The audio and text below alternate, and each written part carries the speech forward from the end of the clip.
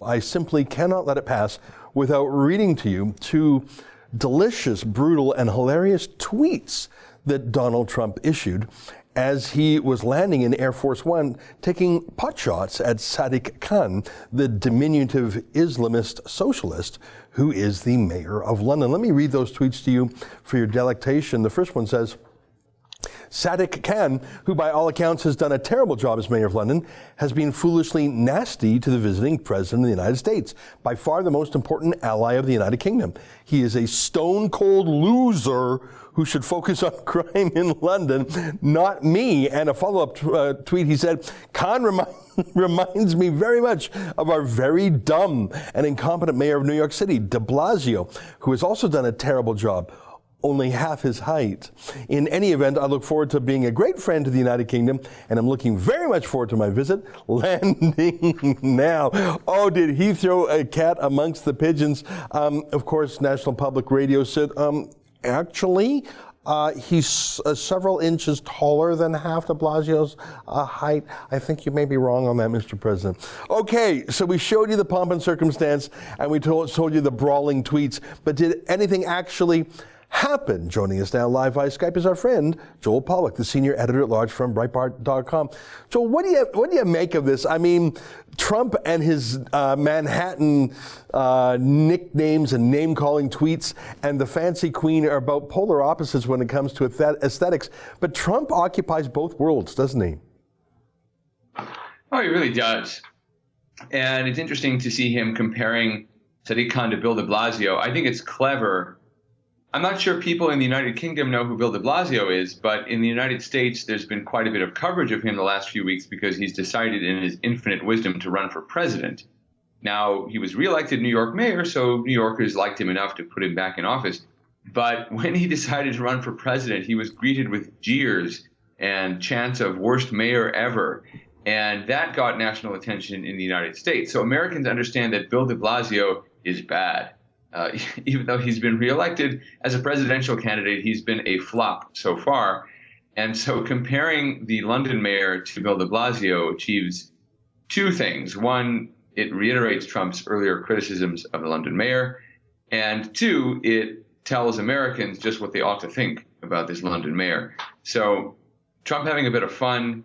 I think that British conservatives were delighted that he spoke with such freedom about this mayor and honed in on his most vulnerable issue, which is the rise of crime in London. Yeah.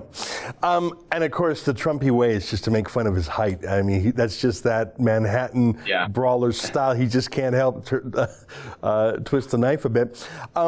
Substantively, though, I mean, I'm not sure how much substance there is. Brexit is the big question in the UK these days.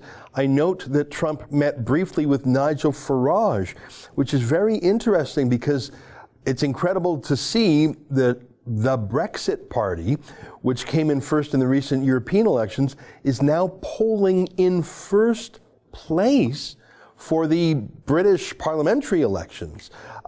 If this holds up, Nigel Farage, Trudeau's best chum, theoretically could be the prime minister. I know it sounds such a long shot, but the polls say it's a possibility.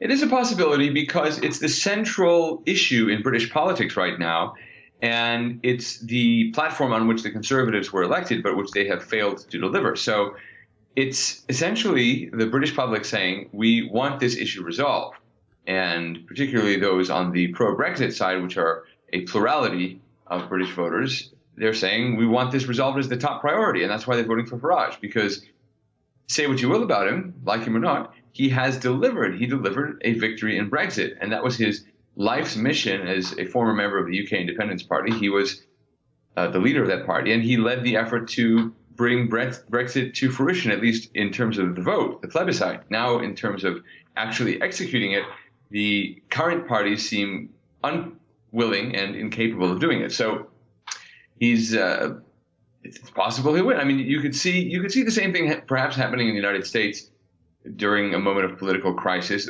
The Democrats are betting on it, by the way.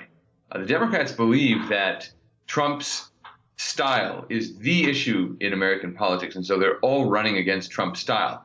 Ironically, many of them are imitating what they think is Trump's style, and they're throwing insults around and so forth. But they're basically putting that front and center. They think that's the issue.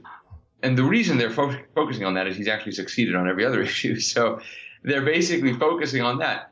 Now, if the American public agrees, they may vote for a Democrat next year. But in Britain, it is different, where you've already had a public affirmation in the form of the Brexit referendum in 2016 of the pro-Brexit stance. So Nigel Farage has boosted himself and his candidacy by sticking to Brexit, and we'll see if that pans out in whatever elections happen further down the road.